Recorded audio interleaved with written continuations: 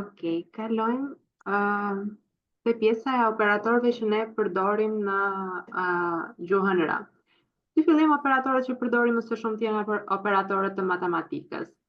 Operatorët e zakonshëm të matematikës, të cilat ne I përdorim dhe në jetën e përditshme, pra operatori plus që përdoret për të shtuar dy numra, operatori minus që përdoret për zbritje, simboli është yll që përdoret për pjesën e shumëzimit, backslash është për pjesën e pjesëtimit, përqindje, 2% është për pjesën e mbetjes dhe kjo pjesa si gjysmë trekëndshi është për eksponencialin.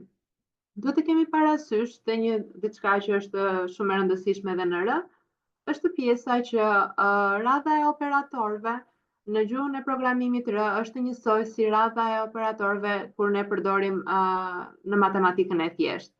Pra, përdoret rregulli PMDAS, abbreviation në anglisht, që shndron për klapa, eksponenciali, shumëzimi, pjesëtimi, mbledhja dhe zbritja. Pra, nëse ne nuk kemi klapa, të gjitha veprimet do kryen sipas radhës. Në të kundërt, do bëhen si fillim veprimet në klapa dhe më pas në eksponencial, shumëzim dhe me radhë. Ne mund të shohim pjesën për të le të themi të shohim si mund t'i zbatojmë këto në R. Për shembull, tham që kemi pjesën e mbledhjes. Siç tha dhe Arnisa më përpara, ne mund t'i japim veprimet direkte edhe në pjesën e konsolës. Pra, pa përdorur skriptin, veprimet e thjeshta matematike mund t'i përdorim dhe në konsolë, njësoj siç mund të përdorim një makinë llogaritëse. Pra, nëse ne mund të marrim ezem 5 plus 3, do na jap rezultatin I cili është 8. Pra, 2 plus 6 do jap përsëri 8. Pra, në konsol, veprimet duke përdorur thjesht plusin, duke vendosur thjesht numra, do na japi njësoj siç mund të përdorim një makinë llogaritëse. Njësoj është edhe me pjesën e zbritjes. Pra, nëse ne marrim 4 minus 3, do jap 1. Pra, veprimi merret njësoj siç shkruhet. Njësoj dhe për pjesën e shumëzimit, 4 që shumëzon 5, do jap 20. Pjesa e pjesëtimit, pra, nëse ne do kemi 20 pjesëtim për 2, do jap 10, dhe kemi pjesën e mbetjes, pra 18, 2% 10, pjesa e mbetjes është 8, dhe eksponenciali 2 në fuqi të dytë do jap 4. Pra, nëse ne do shkruajmë, le të themi, një shprehje të gjatë matematikore, pra 5 plus 3 minus 2, do jap 6. Pra, do I kryej veprimet sipas radhës. Dhe nëse ne do kemi 2, le të themi, plus 4 që shumëzon 2, në këtë rast do na jap 10, sepse do kryen veprimet, do kryet pjesa e shumëzimit si fillim, pra 4 herë 2 8 plus 2 10. Por nëse ne të njëjtin do e shkruanim 2 plus 4, e cila shumëzon 2, kjo do na jap 12. Pasi veprimet do merret si fillim pjesa e veprimeve që do jenë brenda klapave. Pra, çdo gjë që ne mund të bëjmë me një makinë llogaritëse, mund ta kryejmë shumë thjesht edhe në R, duke përdorur thjesht konsolën dhe duke I shkruar të gjitha veprimet njësoj siç ne I shkruajmë zakonisht në pjesën e një makine llogaritëse. Gjithashtu, ne në R kemi dhe operatorët logjik. Operatorët logjik përdorim kur kemi për variabla, kur duam të bëjmë krahasime, kur duam të shprehim diçka. Operatori I parë që ne kemi janë dy barazime, të cilat na tregojnë që diçka është e barabartë. Pra, një numër është I barabartë me një numër tjetër, apo një shprehje është e barabartë me një shprehje tjetër. Një baraz me një pikë çuditëse përpara, do të thënë që nuk është e barabartë, nuk është e njëjtë. Pra, kjo është gati le të themi njësoj si në çdo gjuhë tjetër programimi.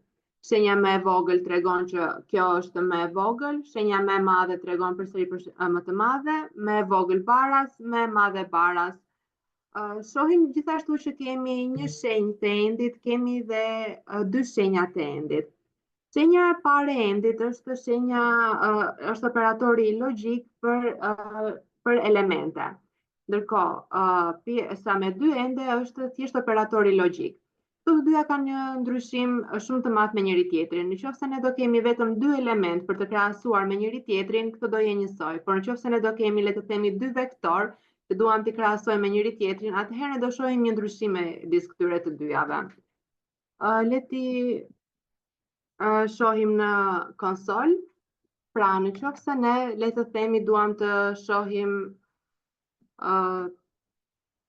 dyshi është i barabartë me 4 që shumëzon 2. Kjo na jep false, sepse dyshi nuk është i barabartë me 8-ën. Pra, kjo është operator, le të themi, krahasimi. Dhe nëse ne jemi dyshi është i barabartë me 4 minus 2, kjo do na jap true. Njësoj ne mund të përdorim kur duam të shohim dyshi është jo i barabartë me 4 herë 2, kjo është e vërtet. Dhe dyshi nuk është i barabartë me 4 herë 2, më falni, me 4 minus 2, kjo do na jap false, sepse dyshi është i barabartë. Njësoj mund të shohim 13 është më e vogël se 12, kjo do na jap false. Ndërkohë 13 është më e vogël se 15, do na jap true. Njësoj funksionon edhe për shenjën më të madhe, pra 14 është më e madhe se 16 është e gabuar, jep false, dhe 14 është më e madhe se 12, kjo është e vërtet. Gjithashtu njësoj për pjesën me vogël baras, pra nëse ne kemi 14 është më e vogël baras se 12, kjo jep të gabuar. Por 14 është më e vogël ose baras me 16, kjo është e vërtet. Njësoj është logjika dhe për shenjën më e madhe baras, pra 14 më e madhe baras se 16 do jap të më të vogël baras, pra 14 më e madhe baras se 16 do jap false, dhe 14 më e madhe baras se 12 do jap true. Nëse ne shohim pjesën për operatorin AND, pra nëse ne japim, le të themi, 12 është më e madhe se 10. Këto i vendosim në klap.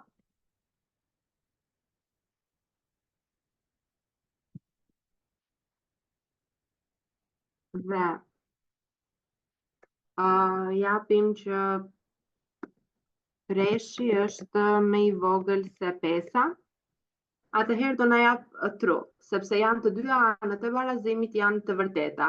Pra duhet që dhe njëra anë e barazimit dhe ana tjetër të jenë të dyja njëkohësisht të vërteta që kjo t'i jap true.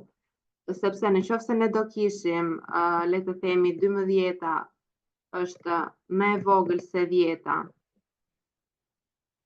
dhe treshi është më i vogël se 5, atëherë kjo do na japi false, sepse pjesa e parë, le të themi, e shprehjes është e gabuar, që operatori AND t'i jap true, duhet që të dyja anët të jenë të vërteta. Nëse njëra nga anët është e gabuar, atëherë ajo jep false. Ndërkohë, operatori OR është e kundërta. Operatori OR mjafton që njëra anë të jetë e vërtet, atëherë ajo do jap true. Pra nëse ne kemi pjesën 12 është më e vogël se 10,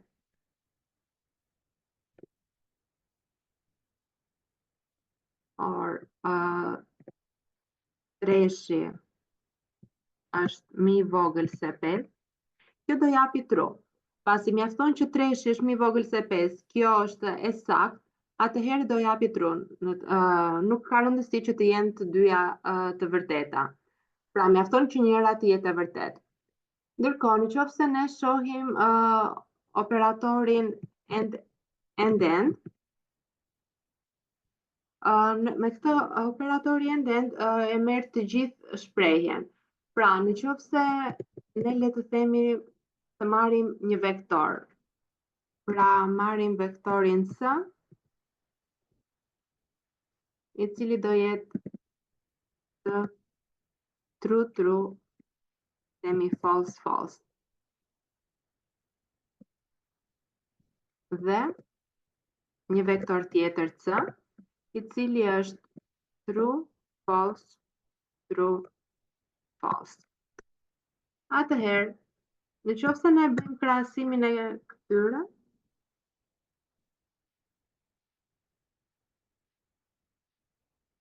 këtë të jap në një file.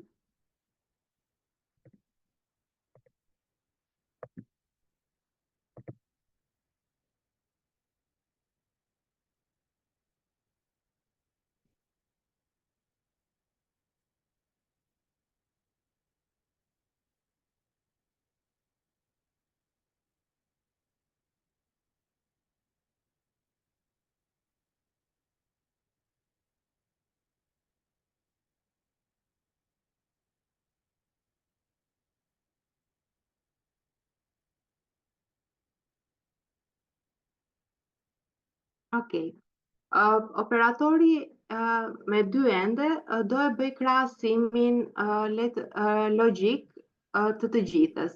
Pra ai shikon për shembull sa true ose sa false kemi. Për shembull, nëse këtu ne i kemi 2 true, 2 false dhe këtu kemi 2 true, 2 false, kjo do jap true, për arsyen se ajo nuk e shikon element pas elementi. Pra ajo shikon pjesën që këtu kemi 2 true dhe 2 false. Dhe tek vektori tjetër kemi 2 true dhe 2 false. Ndërkohë, nëse ne do përdorim elementin vetëm me një end, kjo do japë false. Për arsyen se operatori end, që është vetëm me një, është element wise, pra kap secilin element. Pra ai krahason elementin e parë. Elementi i parë është i njëjtë me elementin e dytë. Deri në pjesën e parë jemi okay. Më pas, nëse kalojmë tek elementi i dytë është i ndryshëm nga elementi i dytë. Pra tek njëra kemi f, tek tjetra kemi t. Dhe kjo do jap false, sepse operatori me vetëm me një, pra vetëm me një end dhe vetëm me një orë, i bën krahasimin element pas elementi në një vektor. Kurse operatori me dy ende dhe me dy orë, i bën krahasimet, le të themi, sipas të gjithë vektorit. Pra merr të gjithë vektorin me të gjitha elementet që ka dhe shikon nëse të gjitha elementet e vektorit të parë përputhen me elementet e vektorit të dytë.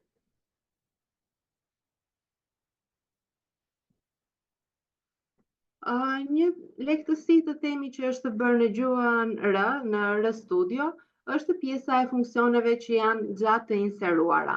Funksionet të inseruara, ose që quhen ndryshe built-in functions, janë funksione të cilat janë të krijuara dhe janë të definuara për të ndihmuar dhe për të suportuar veprimet që duam të bëjmë, për të suportuar analizat, statistikat apo probabilitetet që ne duam të nxjerrim. Mund të përdoren për manipulimin e të dhënave dhe shumë gjëra të tjera. Këto funksionet janë të kategorizuara në 4 kategori.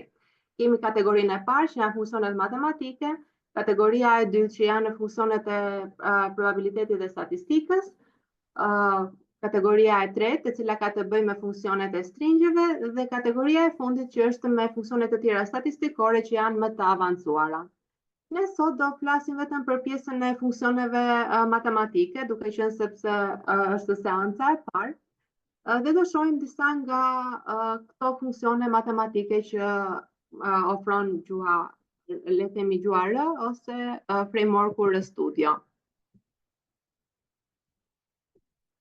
Pra, disa nga funksionet që matematike që ne kemi është funksioni minimum dhe maksimum. Funksioni minimum dhe maksimum janë funksionet të cilat kthejnë vlerën më të madhe apo vlerën më të vogël. Pra në qoftë se ne marrim disa vlera,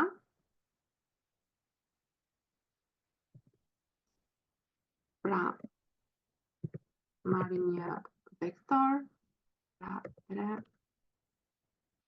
12, 18, 1, 18 dhe 21. Ky është një vektor. Dhe në qoftë se ne kërkojmë vlerën minimum të këtij vektori,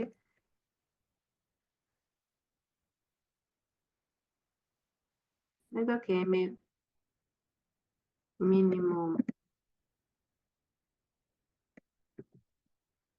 vlera, e cila do jetë funksioni min. Pra, funksioni minimum, të gjitha funksionet shprehen me emrin e funksionit të shoqëruar me dy klapa rrethore. Dhe ajo çfarë ne duam të gjejmë do vendoset brenda klapave rrethore. Në këtë rast ne duam të gjejmë vlerën minimum të vektorit të cilin kemi dhënë, të cilin e kemi quajtur vlera.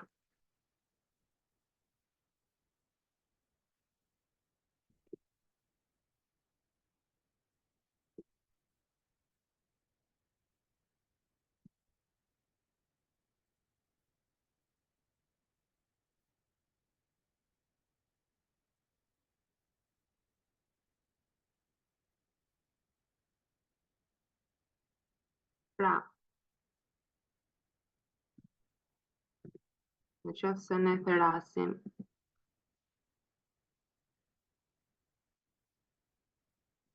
minimum vlera, do na jap me vlerën që është 1. Pra, shohim që në vektor vlera që ne kemi është 1. Funksioni tjetër për të gjetur maksimumin është funksioni max. Ky është funksioni i cili përdoret për të gjetur vlerën maksimum. Përdorim të njëjtin vektor që ne kemi dhe do jetë max vlera, le të themi, do jetë max vlera.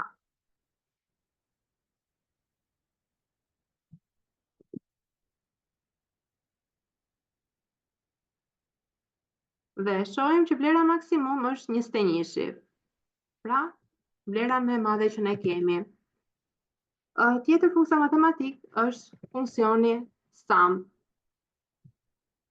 Funksioni sum shkruhet në këtë formë dhe llogarit vlerën shumën e të gjitha vlerave që ne kemi të dhëna në këtë vektor. Pra, nëse ne themi shuma, dhe shuma në këtë rast do jetë sum e vlerave,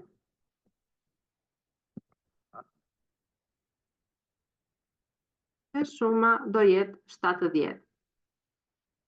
Funksion tjetër kemi min, që tregon mesataren. Pra, do llogaris mesataren e të gjitha vlerave që ne kemi. Pra, mesatare, kemi min, vlera,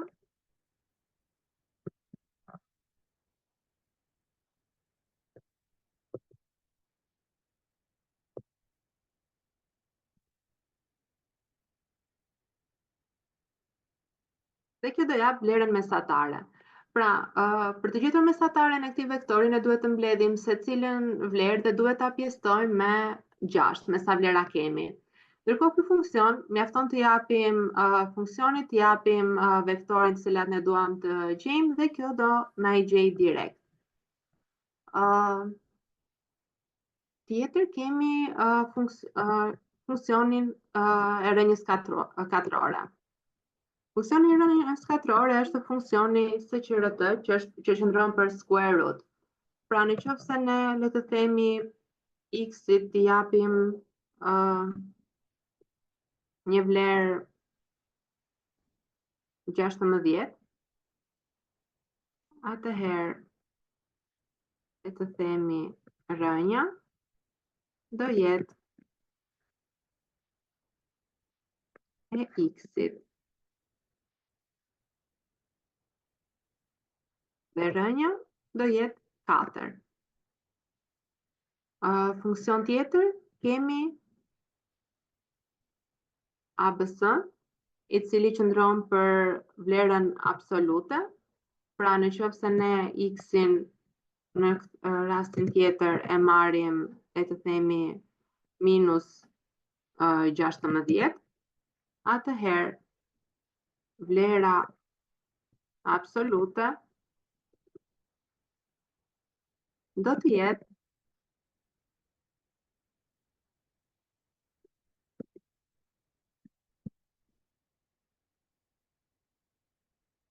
-16.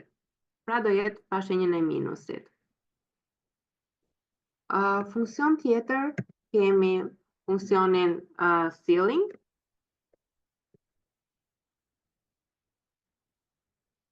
Funksioni ceiling rrumbullakon një numër që ne kemi me presje në vlerën më të madhe. Pra, e rrumbullakon përsipër. Në qoftë se ne x-in ose themi një vlerë a, japim vlerën 13.6, atëherë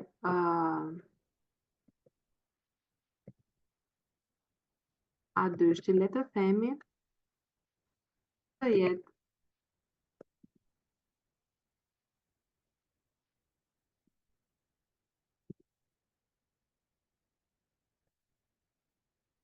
do jetë 14, sepse rrumbullakos numrin tek vlera më e sipërme. Dhe e kundërta e këtij funksioni do jetë funksioni flor, i cili e rrumbullakos në vlerën më të afërt të poshtme. Pra në qoftë se ne do marrim vlerën b, ose mund të marrim përsëri vlerën a që morëm 13.6 dhe A3-shi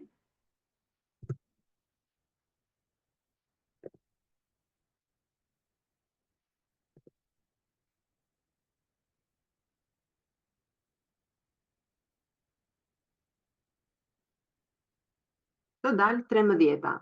Pasi kjo e rrumbullakos në vlerën më të afërt të poshtme. Kalojmë tek një funksion tjetër, i cili është funksioni trunk.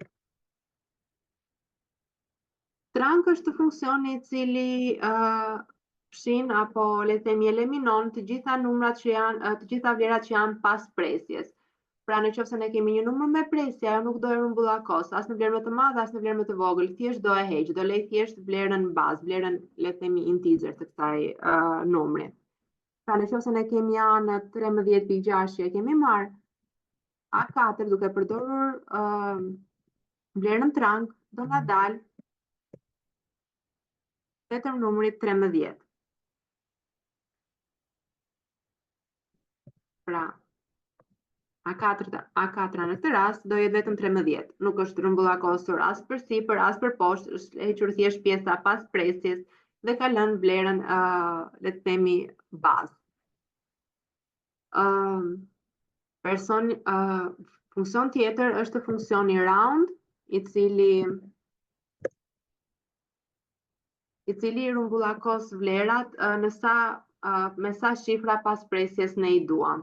Pra në qoftë se ne marrim një vlerë b, dhe kjo vlera do jetë 12.12345 dhe ne duam të rrumbullakosim këtë në le të themi 2 shifra pas presjes. Dhe B1-shi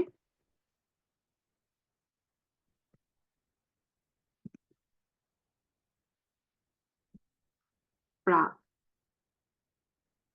do jetë vlera b dhe do jetë digits baras me 2. Pra kur përdorim funksionin round, duhet të japim vlerën të cilën duam të rrumbullakosim dhe me sa shifra pas presjes ne duam ta rrumbullakosim këtë. Pra Bënjishi do na dalë 12.12, duke qenë se u rrumbullakos vetëm me 2 shifra pas presjes.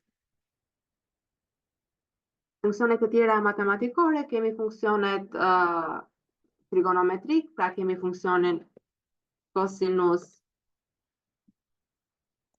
sinus,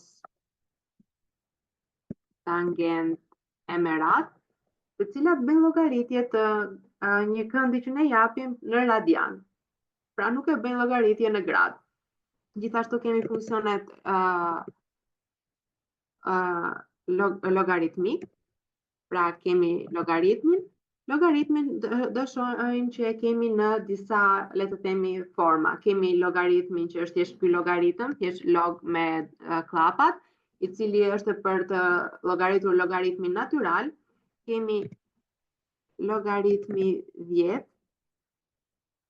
që është për të llogaritur logaritmin me bazë 10, dhe më pas kemi logaritmin të cilin mund të themi i japim dy vlera x, y, për ta llogaritur me dy vlera le të themi dy baza me bazë të ndryshme dhe vlerë të ndryshme.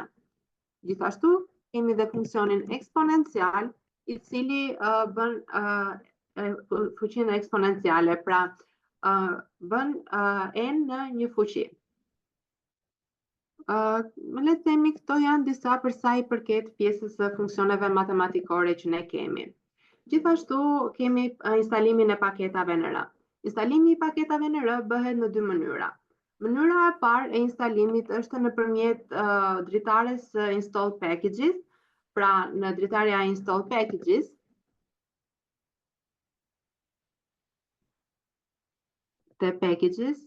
ne japim pjesën e install dhe këtu ne mund të kërkojmë emrin e një pakete të cilën duam ta instalojmë.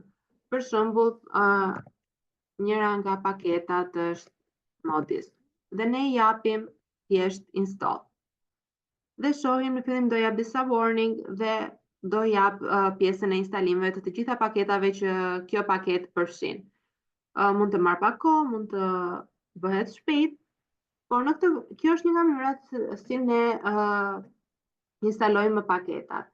Mënyrë tjetër për të instaluar paketën, mund ta instalojmë direkt nga konsola. Nga konsola instalojmë duke përdorur install packages dhe këtu brenda thonjzave ne japim emrin e një pakete të cilën ne duam ta instalojmë. Pra, unë i dhash të njëjtën, duke qenë se u instalua pjesa e rinstalimit, le të themi, mbaroi shumë shpejt. Kjo është mënyra se si ne mund të instalojmë paketat.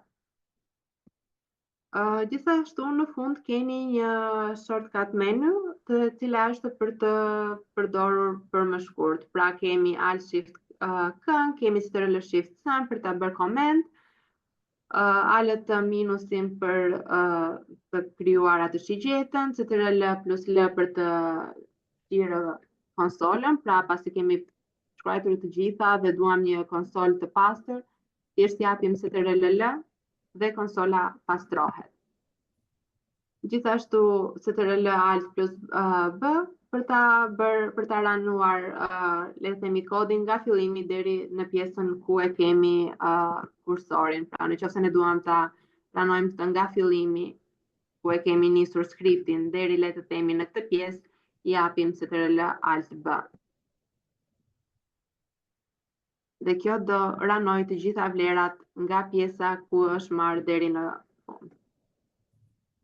Këto janë disa nga shortcutet që përdoren, gjithashtu mund të ketë shortcutet e tjera, të cilat do i shohim dhe në seancat e tjera.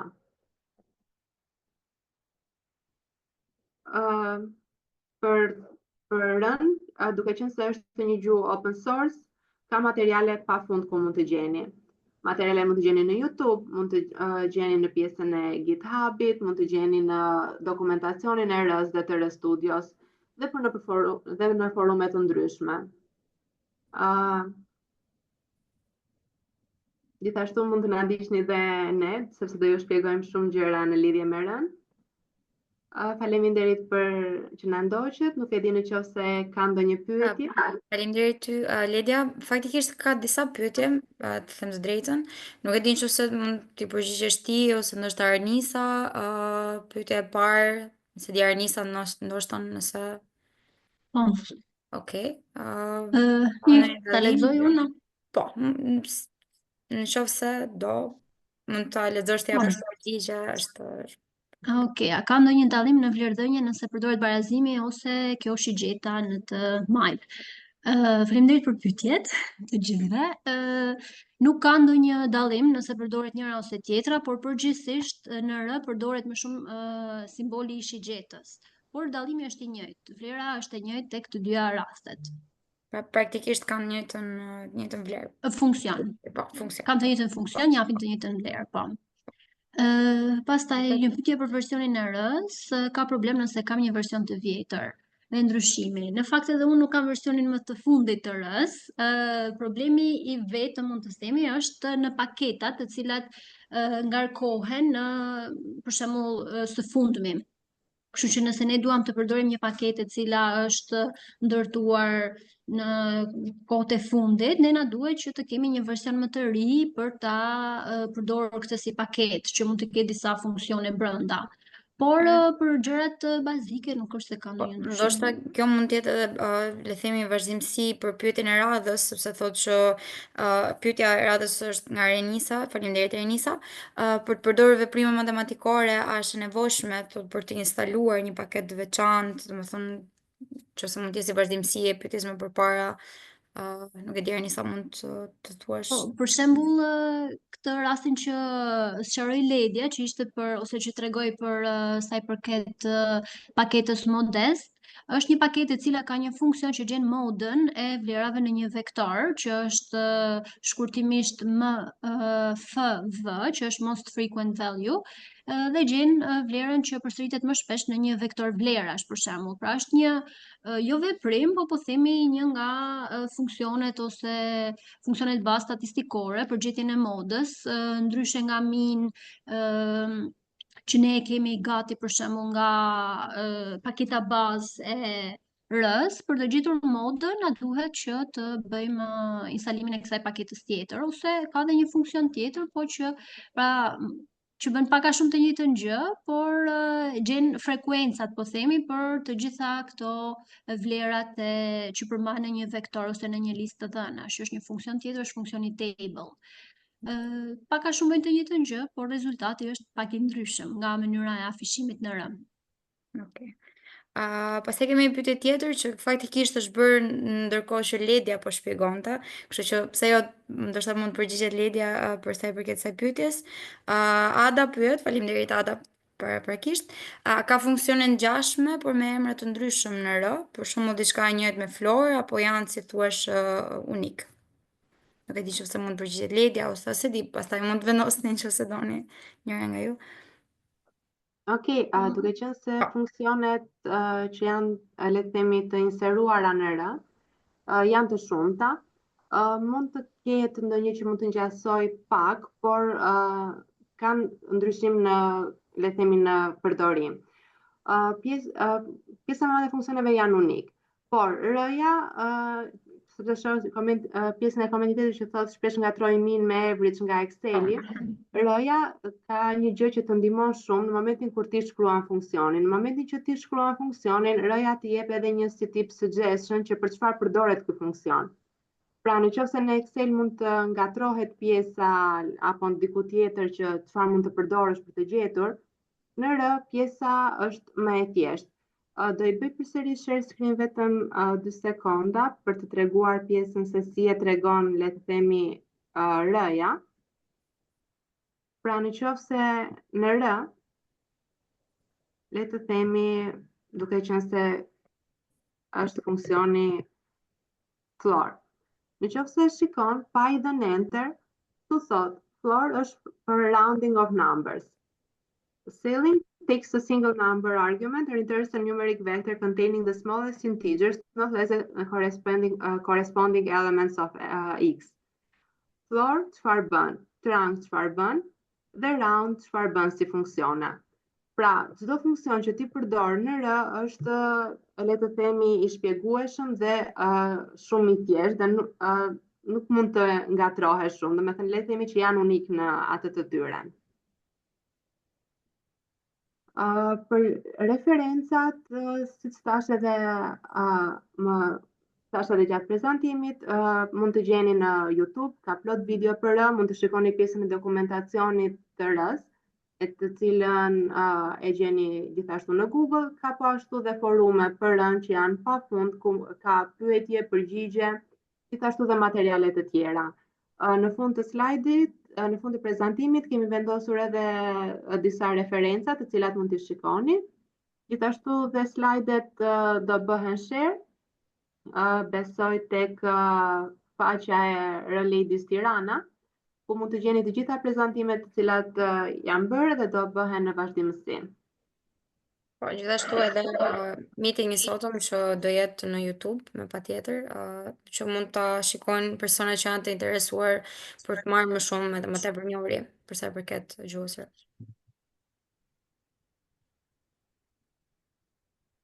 Kështu që edhe për pyetjen nëse do ketë prezantime të machine learning model në gjuhë R, patjetër që do ketë, ne do vazhdojmë me eventet hap pas hapi, duke marrë gjërat nga bazike duke shkuar tek ato të avancuarat.